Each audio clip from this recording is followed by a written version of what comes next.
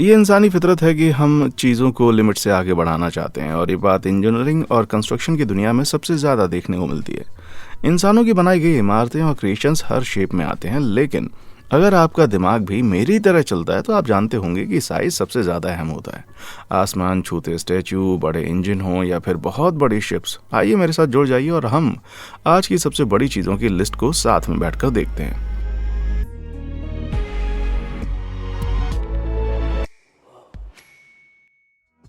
आसमानी स्टैचू।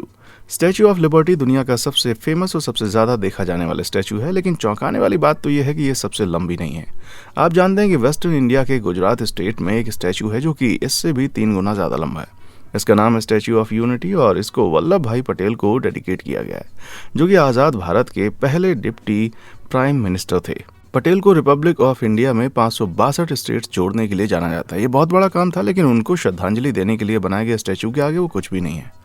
कुल मिलाकर 3000 वर्कर्स और 250 इंजीनियर्स ने 40 महीने खूब पसीना बहाया और उसके बाद एक ब्रॉन्ज और स्टील के स्टैचू को बनाकर तैयार कर दिया। लेकिन आखिर में उनकी मेहनत रंग लाई, और असल में ये कितना लंबा है ये देखते हुए कि इसके सामने वर्कर्स कितने छोटे लग रहे हैं, आपने अंदाजा लगा लिया होगा कि ये बहुत ही बड़ी मूर्ति है। कुल मिलाकर इसकी हाइट 600 फीट है, जिसमें से इसका बेस अगर जुड़ जाए तो स्टैचू की हाइट 790 फीट होती है। कॉन्टेक्स्ट के लिए बता दूं कि दुनिया का दूसरा सबसे बड़ा statue the spring temple Buddha है, जो कि इस ब्रॉन्ज के स्टैचू के करीब 100 फीट छोटा है। जाहिर है इस साइज की मूर्ति बनाने के लिए बहुत ही मटेरियल लगा होगा। कुल मिलाकर इसे बनाने में 70,000 टन सीमेंट और 25,000 टन स्टील लगा। कॉन्टेक्स्ट के लिए आपको फिर से बता देना चाहता हूँ कि स्टैचू ऑफ लिबर्टी से कंपेयर करें तो इसमें 2 गुना सीमेंट और 200 गुना ज़्यादा स्टील लगा। लेकिन इसके पास ऑफर करने के लिए सिर्फ इसका बड़ा साइज ही नहीं है। पटेल की छाती में 450 फीट हायर ऑब्जर्वेशन डेक भी है। उसी के साथ वहाँ पर उनको डेडिकेटेड म्यूजियम भी बनाया गया है, और तो और इस स्टैचू पर लेजर प्रोजेक्शन भी किया जा सकता है। स्टैचू ऑफ लिबर्टी को अपने दिमाग से निकाल फेंकिए। अगर आप सबसे लंबा और कूलेस्ट स्टैचू देखना चाहते हैं तो कृपा करें गुजरात में आवो अड़ी आनंद करो। बेन से बड़ा। अगर आप भी मेरी तरह हैं तो पंक्चुअलिटी आपकी वीक पॉइंट होगी, लेकिन मेरे पास इसके लिए एक परफेक्ट सोल्यूशन है, जिससे कि आपकी टाइम रिलेटेड प्रॉब्लम्स चुटकियों में सॉल्व हो जाएंगी। बस यहाँ पर छोटी सी इनकन्वीनियंस है, आपको सऊदी अरेबिया के मक्का में जाना होगा। क्या? क्योंकि वहां पर आपको दिखेगा मक्का क्लॉक रॉयल टावर, जो कि दुनिया का सबसे बड़ा क्लॉक टावर है। जी हाँ, यहाँ आपके पास लेट होने का कोई एक्सक्यूज नहीं है। मक्का क्लॉक टावर असल में अब्राज अल बैत का पार्ट है, जो कि 1 नहीं 2 नहीं बल्कि 7 आसमान छूते होटल्स का कॉम्प्लेक्स है, जिनमें से क्लॉक टावर सबसे लंबा और इम्प्रेसिव है। कितना लंबा? मुझे सुनाई दिया 1972 फीट जितना लंबा। इसके कारण मक्का टावर टोक्यो के एनटीटी डोकोयो योयोगी बिल्डिंग से 2 गुनी हाइट का बन गया, जो कि दुनिया का दूसरा सबसे लंबा क्लॉक टावर है। ये समय का पहिया इतना लंबा है कि ये लंदन के बिग बैन से भी 7 गुना बड़ा है। जी हाँ, नीचे देखते हुए अगर मैं आपकी जगह होता तो कभी किनारे पर नहीं बैठता। आप सोच रहे होंगे कि भला किसके पास इतना टाइम है कि इतनी दूरी के लिए टाइम निकाले। इसकी हाइट के साथ ही सुपर स्ट्रक्चर के पास दुनिया का सबसे बड़ा क्लॉक फेस होने का भी रिकॉर्ड है। इसका डायमीटर है 187 फीट और इसके कांटे हैं 55 और 72 फीट लंबे, और इन सबको 16 मील दूर से भी देखा जा सकता है। रात में समय देखना चाहेंगे? No problem. इसमें 2 million green and white LED लगी है, जिसके कारण हमेशा इसमें रोशनी बनी रहती है। ये हुई ना मेगा क्लॉक, मक्का क्लॉक। वाओ। आसमानी फिसल पट्टी। ये मक्का के क्लॉक रॉयल टावर जितनी बड़ी तो नहीं है, लेकिन ऑर्बिट टावर का भी अपना खुद का रिकॉर्ड है। 2012 में इसे लंदन ओलंपिक गेम की ओपनिंग के लिए बनाया गया था। इसमें 35,000 बोल्ट्स लगे हैं और इतना स्टील इस्तेमाल हुआ कि इतने में तो 265 डबल डेकर बस बन जाती। ये घुमावदार नमूना आसमान छूती 374 फीट की हाइट का है, बहुत बड़ा, लेकिन मैंने इससे भी बड़ा देखा है। लेकिन इस वीडियो में उस स्ट्रक्चर ने लाइमलाइट नहीं चुराई है। आप जानते हैं गेम के 4 साल बाद ऑर्बिट टावर का सिवाय लंदन की आसमान छूती इमारतों की तरह खड़े रहने के अलावा कोई इस्तेमाल नहीं हो पाया। लेकिन ये सब कुछ 2016 में बदल गया, जब इस स्ट्रक्चर में एक फिसल पट्टी लगा दी गई। ये कोई नॉर्मल प्लेग्राउंड की फिसल पट्टी नहीं है। इसकी लंबाई है 584 फीट और ये 250 फीट की हाइट की है। ये दोनों मिलाकर बनाते हैं इसे दुनिया की सबसे लंबी टनल स्लाइड। मुझे आपके बारे में तो नहीं मालूम, लेकिन मेरी दिली इच्छा नहीं है कि मैं क्राइस्ट द रिडीमर की लंबाई से 2 गुनी हाइट की फिसल पट्टी में फिसलूं। ये घुमावदार फिसल पट्टी ऑर्बिट टावर में 12 बार लूप करती है। अगर किसी के दिल में इसमें फिसलने की ख्वाहिश हो तो सोचा उसको बता ही देता हूँ। अरे हाँ, और एक बात बता दूं कि ये सब तब जब आप 15 मील प्रति घंटे की स्पीड से नीचे आ रहे होंगे। इस स्पीड के बाद भी राइडर को उसके भीतर 40 सेकंड का समय बिताना होगा। इसके बाद ही वो सबसे नीचे आ पाएंगे। अब चाहे आपके मन में इसकी जो इमेज बनी हो, लेकिन इसकी लागत बच्चों का खेल नहीं थी। इसको बनाने में 3.5 मिलियन यूरो लगे थे, जो कि $4.5 मिलियन होते हैं। लेकिन फिर भी मुझे इस बात से कोई फर्क नहीं पड़ता कि इसे बनाने में कितनी लागत लगी है। इस जन्म में तो मुझे इस पर राइड करने के लिए कोई मना बिल्कुल भी नहीं सकता भाई। लंबी टरबाइन। दूर से पहाड़ों की चोटी पर बनी या समंदर के किनारे की विंड टरबाइन बहुत ही बड़ी नहीं दिखाई देती। ये हमेशा घूमती रहती है, लेकिन अगर आपको गैस करना हो तो आपके हिसाब से इनकी हाइट कितनी होती होगी? वेल, ये चाहे आपको चौंकाए, लेकिन एक नॉर्मल विंड टरबाइन की हाइट होती है 280 फीट, जो कि इन्हें करीब स्टैचू ऑफ लिबर्टी के साइज का बना देती है। बड़ा ही भयानक है ये तो, है ना? लेकिन फिर भी ये डेनमार्क के ऑस्ट्रियल्ड की इस टरबाइन के आगे कुछ भी नहीं है। इसकी हाइट है 919 फीट। इसका नाम है वेस्टस V236। ये दुनिया की सबसे लंबी विंड टरबाइन है। कॉन्टेक्स्ट के रूप में बता दूं कि ये न्यूयॉर्क सिटी की क्रिस्टलर बिल्डिंग की जितनी लंबी है। इसका हब ही इतना बड़ा है कि लोग यहाँ गोलाकार ब्लेड्स में आराम से खड़े हो सकते हैं, और इस चीज की ब्लेड्स की हाइट है 380 फीट। तो मतलब सिर्फ एक ही बड़े फुटबॉल फील्ड से जितनी लंबी है। जी हाँ, ये हम ही टरबाइन की बात कर रहे हैं। अगर आपको ना मालूम हो तो बता दूं कि विंड टरबाइन विंड एनर्जी के कारण काम करती है, जो कि एक रोटर के इर्द गिर्द ब्लेड्स को घुमाती रहती है। फिर रोटर एक जनरेटर को घुमाता है, जिसके घूमने के कारण बिजली बनती है। जाहिर है इतनी बड़ी होने के कारण वेस्टस V236 बहुत सी एनर्जी बनाती होगी, जो कि है 80 gigawatt hours electricity per year. एक नॉर्मल विंड टरबाइन के द्वारा जनरेट की गई एनर्जी के कंपैरिजन में 13 गुना ज्यादा। आप कह सकते हैं कि मैं वेस्टस V236 का जबरा फैन बन चुका हूँ। आप जानते हैं मैं किस दूसरी चीज का जबरा फैन हूँ? मेरे अमेजिंग यूट्यूब चैनल का, और मेरी ईमानदारी का। अगर आप भी फैन हैं तो लाइक कीजिए, सब्सक्राइब बटन दबाना मत भूलिए। इस तरह से आप कभी भी मेरे अमेजिंग वीडियो को मिस नहीं करेंगे। कर दिया? बढ़िया। चलो अब आगे देखते हैं कि हमारे पास क्या है। पहाड़ी अजूबा। जब बात आती है पहाड़ों के मॉन्यूमेंट्स की, तो बहुत से लोग, खासकर कि अमेरिकन्स, मानते हैं कि माउंट रशमोर चट्टान को काट कर बनाया गया सबसे बड़ा स्कल्पचर है ये। लेकिन बस 17 मील नीचे अमेरिकन प्रेसिडेंट जेफरोन रूजवेल्ट, वॉशिंगटन और लिंकन से दूर रोड पर इससे भी बड़ा माउंटेन कार्विंग देख सकते हैं।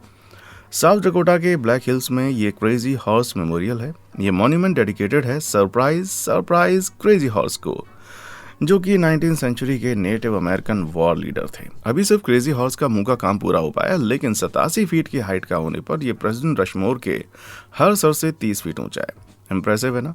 लेकिन इस पहाड़ी अजूबे की कहानी यहाँ पर खत्म नहीं होती। आप जानते हैं कि इसका प्रोजेक्ट अभी खत्म नहीं हुआ है। मूर्तिकार कोरचाक ज़ीलकोवस्की ने इस काम को 1948 में शुरू कर दिया था, और इस पहाड़ को आकार देने के लिए कई साल तक अकेले दिन रात एक किए। ये बात है 1982 की, जब उनकी मौत हो गई। उस समय से इसका ख्याल उनका परिवार रख रहा है, और आखिरकार उन्होंने 1998 में क्रेजी हॉर्स का मुंह बनाकर तैयार कर दिया। लेकिन जो लोग उस मेमोरियल पर काम कर रहे थे, उन्होंने पाया कि नीचे की चट्टानों पर दरारें हैं, जिसके कारण उनको ओरिजिनल प्लान में कुछ बदलाव करने पड़े। लेकिन फिर भी उनकी मेहनत और हमारा इंतजार रंग लाएगा। जब कार्विंग खत्म होगी तो हमें एक स्टैलियन के ऊपर क्रेजी हॉर्स अपना एक हाथ आगे किए हुए दिखेंगे। कुल मिलाकर अनुमान लगाया जाता है कि स्टैचू की हाइट 563 फीट और लंबाई 641 फीट होगी। कॉन्टेक्स्ट के रूप में बता दूं कि ये वॉशिंगटन मॉन्यूमेंट से बड़ा होगा और माउंट रशमोर में बने चेहरों से 10 गुना हाइट का होगा। जी हाँ, इसको मिस करने का सवाल ही नहीं उठता। तो जब ये क्रेजी हॉर्स बनकर तैयार हो जाए तो पहले टिकट कराकर इसको देखने के लिए चलेंगे। Super Stalin. स्कॉटलैंड के फलकिर्क में ठंडा मौसम होता है। यहाँ पर आपको क्रेजी हॉर्स मेमोरियल देखने को नहीं मिलेगा, लेकिन क्रेजी हॉर्स मेमोरियल देखने को मिल जाएंगे। एक नहीं बल्कि दो। द किलपीस दुनिया के सबसे बड़े घोड़े की स्कल्पचर है। तो आखिर इन घोड़ों के मुंह कितने लंबे? इन दोनों की ऊंचाई 98 फीट है और इनका वजन है 330 टन। इसके कारण एक आम घोड़े से किलपीस का वजन 600 गुना और ऊंचाई 20 गुना ज्यादा है। यार, ये तो बहुत बड़े घोड़े हैं। इन स्कल्पचर्स को बनाकर 2013 में पूरा किया गया था और इसको बनने में बस 3 महीने का समय लगा था। ये वाकई में चौंकाने वाला है, क्योंकि इन घोड़ों को 30,000 अलग अलग पीसेस से जोड़कर बनाया गया था, ठीक किसी जिगजॉ की तरह, जिसमें 990 स्टेनलेस स्टील पैनल्स भी शामिल थे। दो घोड़ों को सर जमीन से निकालते हुए देखकर अजीब लगता है, खास करके तब जब स्कॉटलैंड को इनके लिए 5 मिलियन यूरो या फिर $6 मिलियन खर्च करने पड़े थे। लेकिन द केलपीस का कंस्ट्रक्शन बहुत ही अच्छे तरीके से हुआ। ये बड़े स्टैचू क्लाइडर्सडेल हॉर्सेस को ट्रिब्यूट देने के लिए बनाए गए थे, जो कि लोहे और कोयले से भरी बग्गी को फलकिर्क से एडिनबर्ग और ग्लासगो ले जाया करते थे। यार, अगर मुझे पता होता कि बग्गियां खींचने से इतनी कमाई हो जाती है तो मैंने यूट्यूब कब का छोड़ दिया होता। दूर का ब्रिज सुहावना। चाइना के ईस्टर्न प्रोविंस के जियांगसू में इंजीनियरिंग का इतना बड़ा नमूना है कि आप एक बार में से पूरा देखकर भी नहीं देख पाएंगे। यहाँ जरा मुझे मैथ्स का टीचर बनने दीजिए। इंसानी आंखें दूरी से सबसे दूर तक देख सकती हैं, वो है 3.1 मील की, और इसका क्रेडिट जाता है धरती के गोलाकार को, जिसका मतलब ये हुआ कि एक बार में एक स्ट्रक्चर का सिर्फ 3% देख सकते हैं। और चीज़ों को ज़्यादा वाइड करने के लिए बता दूं कि ये एक ब्रिज है। ये है डोनयांग कुनशान ग्रैंड ब्रिज। ये रिवर यांगजे की बराबरी में चलता है। ये डोनयांग से लेकर चाइना के ईस्ट में कुनशान तक फैला हुआ है। इसका काम है लोगों को Beijing Shanghai high speed railway के रूट पर एक जगह से दूसरी जगह पहुंचाना, जो कि दुनिया का सबसे बिजी रेलवे रूट है। इसका इस्तेमाल करीब 210 मिलियन लोग हर साल करते हैं। इस ब्रिज को बड़ा कहना तो इसकी तौहीन होगी। कुल मिलाकर डोनयांग कुनशान ग्रैंड ब्रिज 102 मील लंबा है, जिसका 5.5 मील हिस्सा पानी से होकर जाता है। फिर भी इसकी हाइट 100 फीट है और इसे बनाने में पूरे 4 साल लगे थे, जिसमें 1000 लोगों ने दिन रात एक कर दिया था। और इसकी कीमत $8.5 बिलियन। जी हाँ, 20 बिलियन। इतनी कीमत में दुनिया की सबसे ऊंची इमारत बुर्ज खलीफा भी 5 बार बनकर खड़ी हो जाती। लेकिन ये सिर्फ दुनिया का सबसे बड़ा या सबसे महंगा ब्रिज नहीं है, बल्कि सबसे ज्यादा मस्त भी है। और इसका क्रेडिट जाता है इसकी मजबूत नींव को। ये टाइफून को झेल सकती है और साथ ही 8 मैग्नीट्यूड तक का अर्थक्वेक और यहाँ तक कि 3 लाख टन के नेवल वेसल की टक्कर को भी झेल सकती है। यार, जब ये लोग ब्रिज बना रहे थे तो लगता है कि ये सस्ता बिल्कुल भी नहीं, सबसे अच्छा ब्रिज बना रहे थे। दीवार के वार। चाइना ने भले ही सबसे बड़ा ब्रिज बना लिया हो, लेकिन ये सबसे ज्यादा फेमस है अपनी दीवारों के लिए, खास करके ग्रेट वॉल ऑफ चाइना के लिए। जाहिर है ग्रेट है तो सबसे बड़ी होनी है, लेकिन यकीन मानिए आपको इसकी लंबाई का जरा भी अंदाजा नहीं है। द मिंग ग्रेट वॉल इसका सबसे बेस्ट प्रिजर्व सेक्शन है। इसमें आर्टिफिशियल वॉल भी है जो कि 3889 मील की है।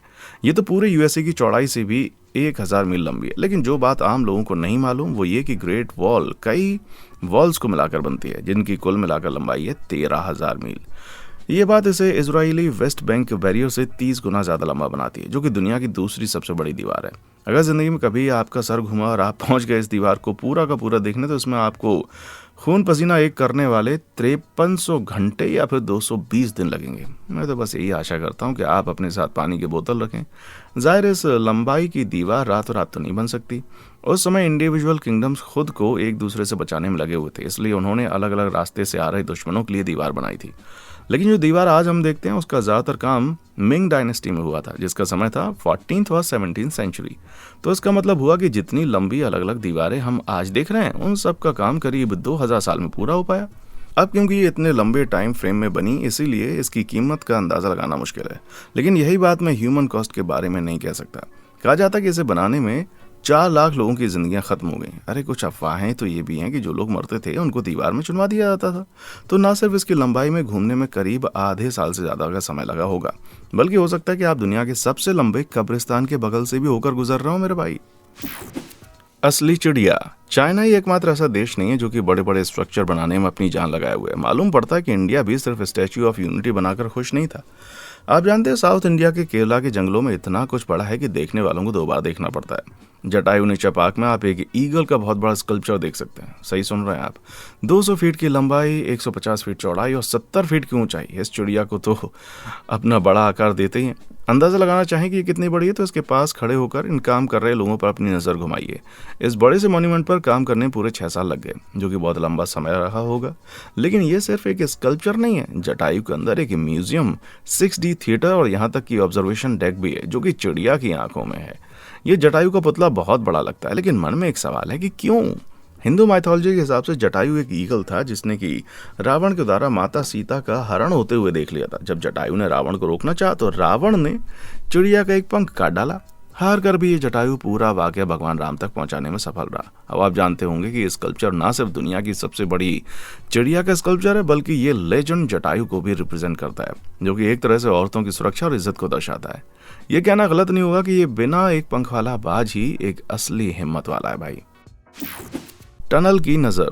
स्विस के पहाड़ नेचुरल ब्यूटी का एक नमूना है, लेकिन बड़े पहाड़ों और हरी भरी पहाड़ियों के बीच आपको एक मैन मेड मॉन्यूमेंट मिलेगा जो कि अपनी तरह का अकेला है। इसको देखिए। क्या आपको दिखा? नहीं। ऐसा इसलिए क्योंकि ये पहाड़ के अंदर है। ये वो जगह है जहां पर दुनिया का सबसे बड़ा रेलवे टनल देखने को मिलता है। इसका नाम है गॉथर्ड बेस टनल। ये पहाड़ों में 35 मील तक है, जो कि अल्पाइन बैरियर के ट्रांसपोर्ट को बढ़ाता है। इसके कारण ये करीब 2 मील की दूरी के कारण दुनिया का सबसे बड़ा रेलवे टनल बन जाता है। इसका काम शुरू हुआ था 1999 में, जिसको बनाने में 17 साल और 2,500 वर्कर्स लगे थे। बहुत लंबा समय लग रहा है, लेकिन ऐसा टनल बनाना जो कि ना सिर्फ इतना बड़ा है बल्कि पहाड़ों को काट कर बनाया गया है, उसे बनाने में समय और मेहनत तो लगेगी ना। शुरुआत में गोथर्ड बेस टनल को 4 टनल खोदने वाली मशीन्स की मदद से बनाया गया था। इन 1400 फीट लंबी मशीनों ने ही इसके काम में हाथ बटाया। मशीन को ग्रिपर पैड से एक जगह लॉक कर दिया जाता था और फिर इनके हाइड्रोलिक हाथ चट्टान में 30 फीट के डायमीटर का एरिया काटते थे। ना कि ये काम बहुत ही कठिन और लंबा था, बल्कि खतरनाक भी। चट्टान की क्वालिटी का पता नहीं था और टेम्परेचर करीब करीब 115 डिग्री फ़ारेनहाइट तक पहुंच जाता था, जिसके कारण टनल को खोदना बहुत ही मुश्किल काम था।